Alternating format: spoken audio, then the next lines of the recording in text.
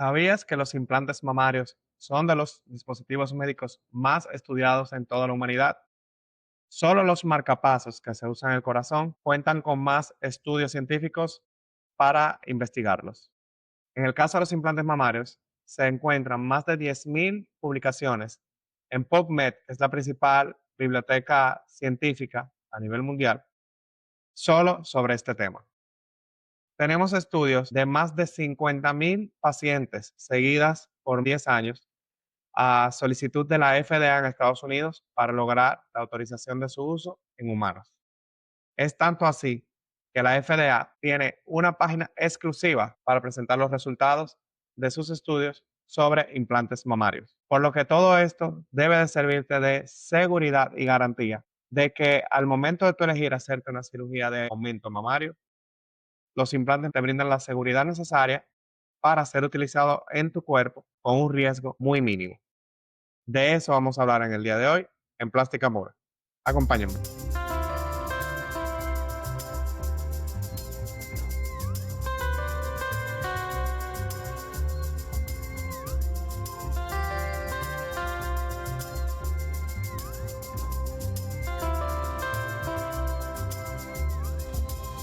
Soy el doctor Rafael Esteves, cirujano plástico, reconstructivo y estético, nuevamente con ustedes para traerle un episodio nuevo de Plástica Pura. En el día de hoy vamos a estar conversando sobre implantes mamarios. Y es interesante conocer un poco de la historia de cómo se desarrollaron estos implantes. El primer implante mamario se colocó en Houston, Texas, en el año 1962.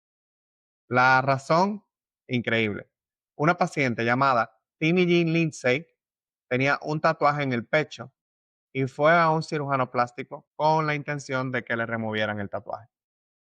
Ella tenía unos pechos relativamente pequeños y sus cirujanos, el doctor Thomas Cronin, auxiliado al doctor Frank Yarrow, la convenció de poder resolver el problema del tatuaje si ella accedía a colocarse a unos implantes de silicón para lograr un aumento mamario. La paciente accedió y desde allí se han implantado ya más de 10 millones de pacientes a nivel mundial con implantes mamarios.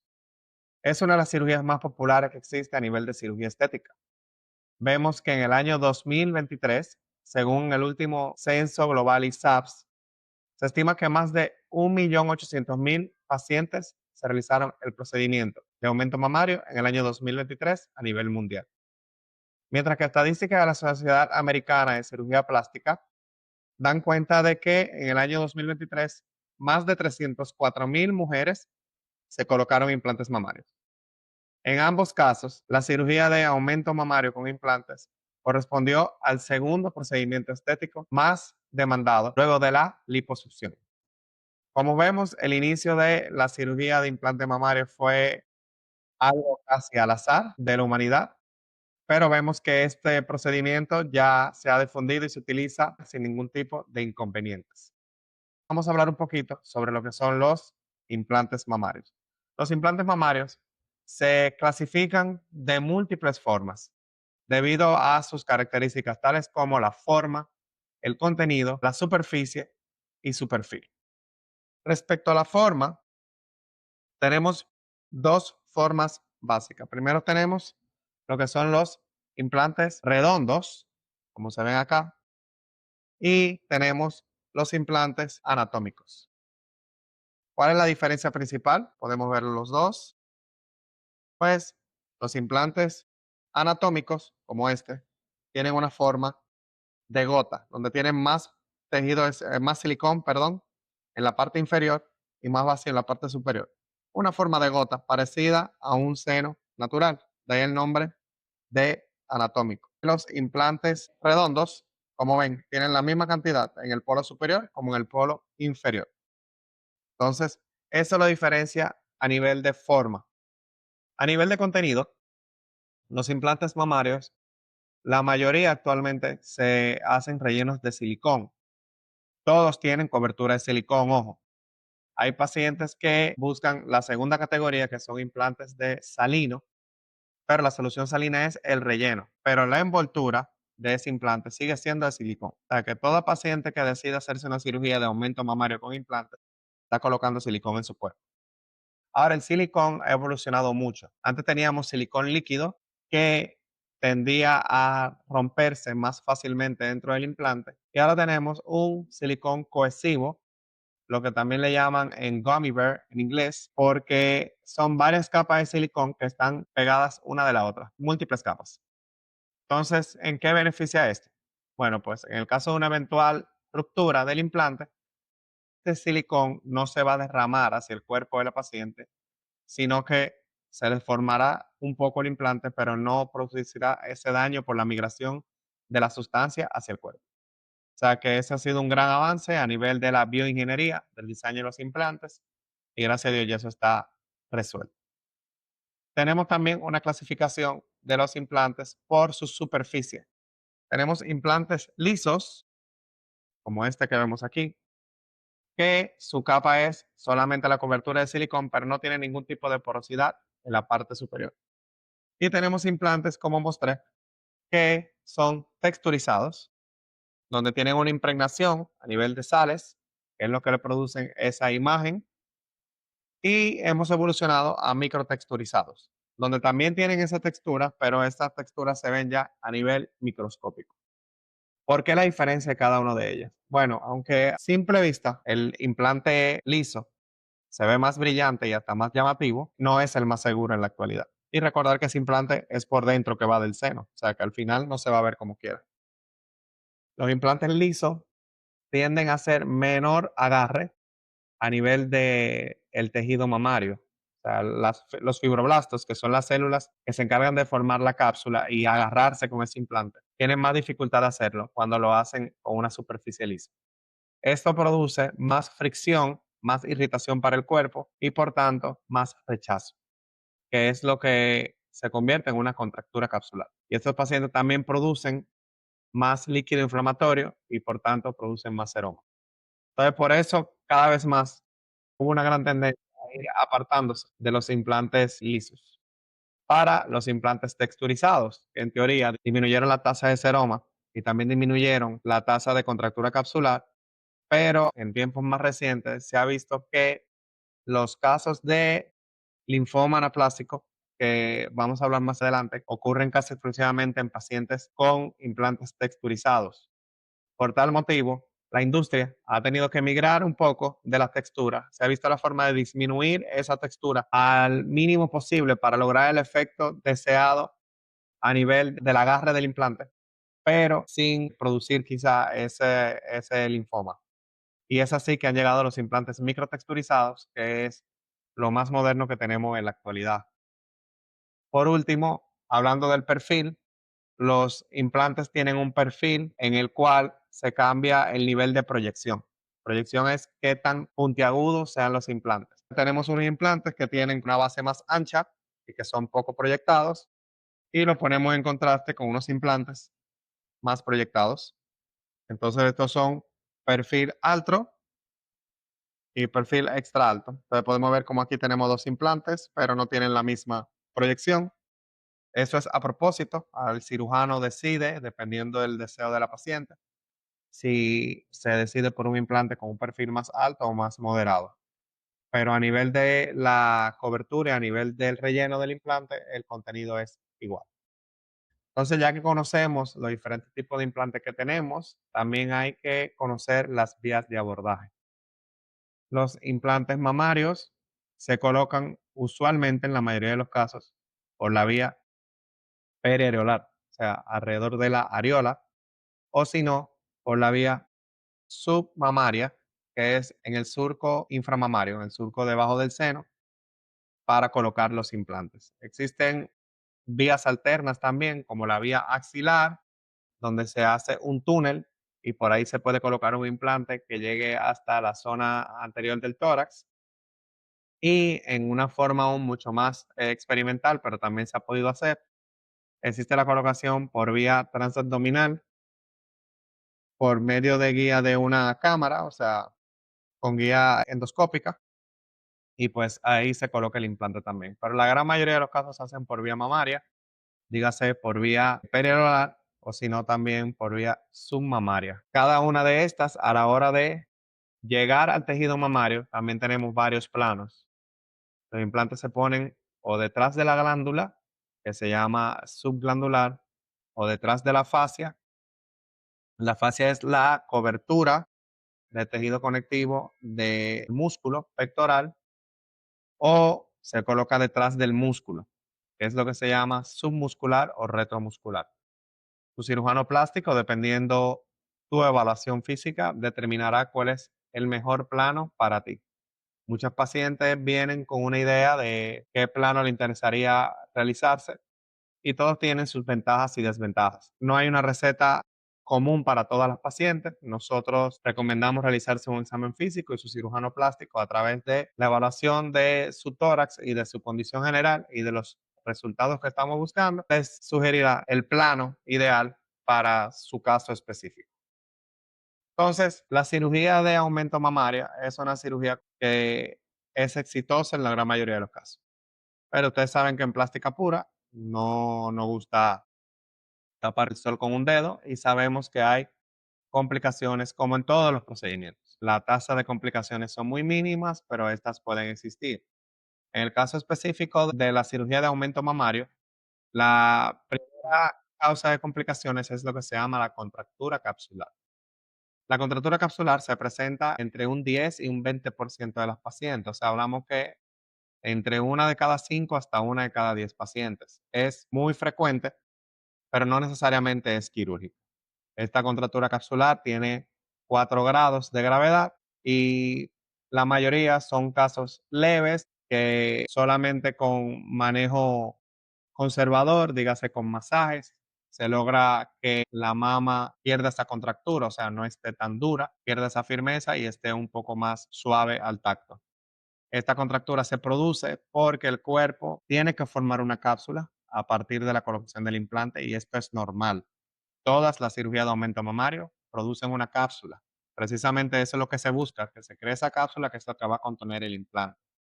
El problema ocurre cuando la cápsula es demasiado fuerte, y es donde produce las molestias o el dolor. El cuerpo, por decirlo de alguna manera, al rechazar el implante, se contrae esa cápsula, como quien dice, exprimiéndola, para ver si logra sacar el implante. Y entonces esas son las molestias que le causa a los pacientes. La gran mayoría de los casos no necesitan cirugía, pero algunos casos en específico sí pudieran necesitar cirugía. Su cirujano plástico, al evaluarla, podrá determinar qué aplica en su caso. Tenemos otras complicaciones más generales, como hematoma o sangrado, que ocurre en un 1% de los pacientes. El seroma, que ocurre de un 1 a un 2% de los casos.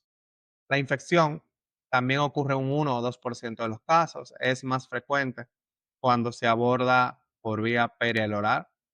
Por eso muchos cirujanos se están alejando de la areola y intentando tal vez la vía submamaria u otras vías, que tienen de desventaja una cicatriz más visible, pero tienen un trayecto más limpio. Al hacerlo por la areola, estamos cortando la glándula, y la glándula usualmente tiene microbios, ya que se comunican al exterior, al medio ambiente, y entonces esa es la desventaja. Te deja una cicatriz más oculta, pero entonces hay un mayor riesgo de infección. El riesgo de ruptura es mínimo, se ha calculado un 1% por cada año de implantación. O sea que una paciente a 10 años de implantado el implante tiene un 10% de ruptura. Lo vemos con el vaso medio lleno y no medio vacío, quiere decir que tiene un 90% de que no esté roto, pero mantiene un 10% de ruptura a los 10 años. Cambio de sensibilidad se presentan en la mayoría de los casos de forma transitoria, sobre todo si se toca la areola pezón. Pero los casos permanentes solamente ocurren en pacientes en 1 a 2%, no más de ahí. Por último, hablar del rippling, que es esta ondulación visible a nivel de las mamas, y cuando ocurre es de un 5 a un 10% de los casos. Por último, quisiera hablar de lo que es el linfoma anaplásico de células grandes. Es una entidad que se ha documentado ya recientemente. Por mucho tiempo se entendió que no había eh, ninguna lesión cancerígena asociada a los implantes. Se ha visto de una forma todavía no muy específica que en un grupo de pacientes con implantes mamarios texturizados han desarrollado este tumor que no es un tumor de tejido mamario, sino que es un tumor del tejido linfático, o sea, que tiene que ver con la defensa del cuerpo. Es extremadamente raro y cuando se detecta a tiempo es muy curable.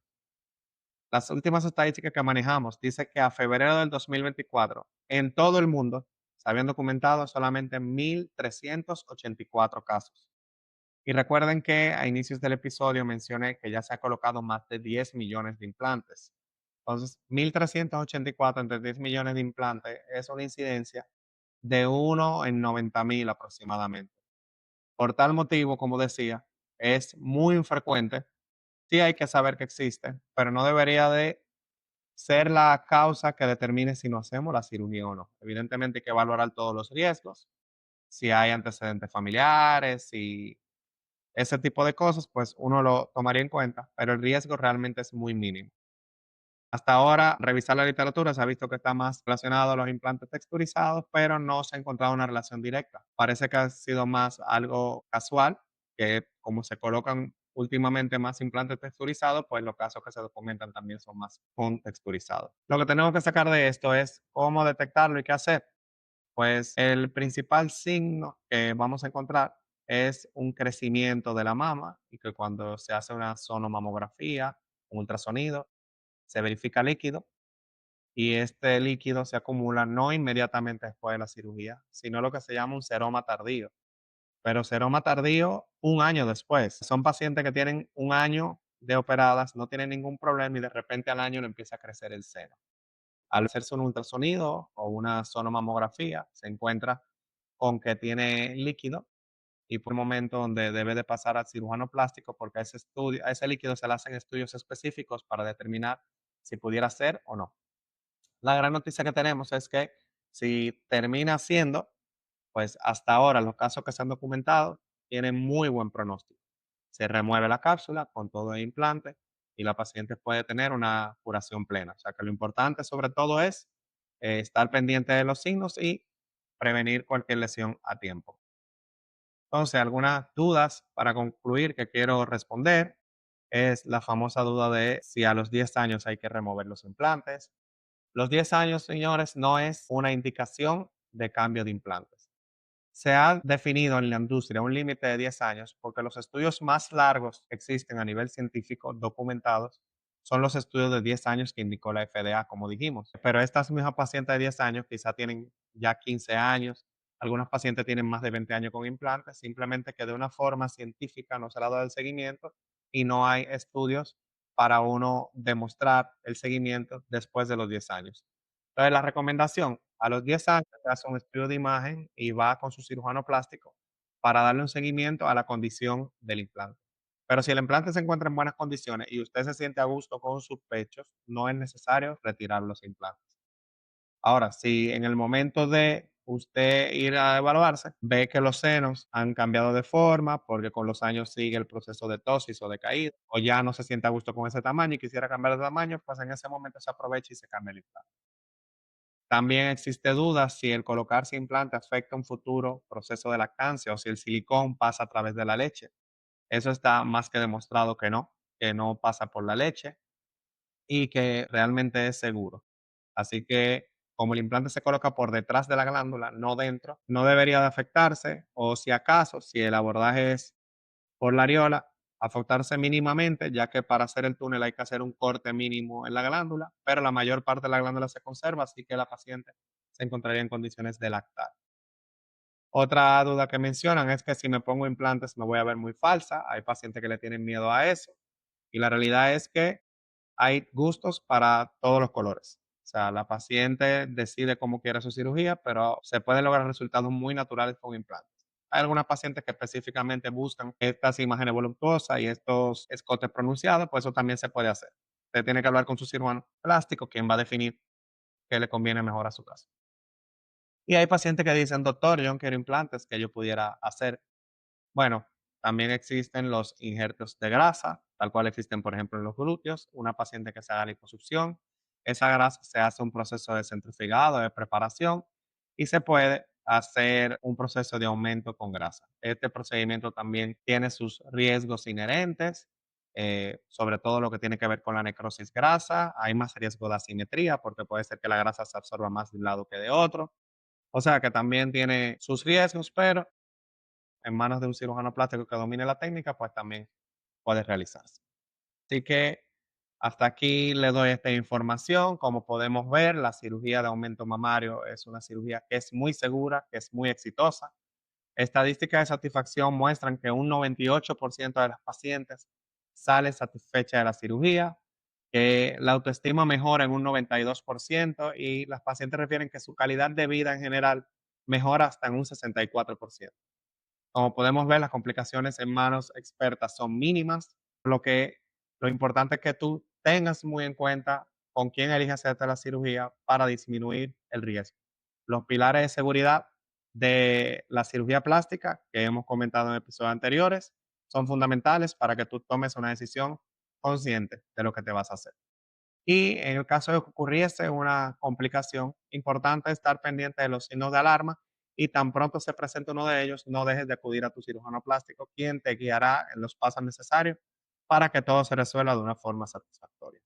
Así que nuevamente, gracias por el seguimiento, gracias por hacer crecer este episodio y por sus comentarios, aquellas que tengan más preguntas, por favor, compártenla en los comentarios y así nosotros podemos preparar futuros episodios. Quienes no me sigan en las redes sociales, por favor, arroba doctor Esteves y arroba plástica pura.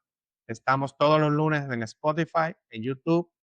Compartan este episodio, coméntenlo a la gente, díganle que a todos aquellos que quieran conocer de cirugía plástica de una forma llana, sincera y transparente, Plástica Pura es su programa. Así que aquí los esperamos en Plástica Pura. Muchas gracias.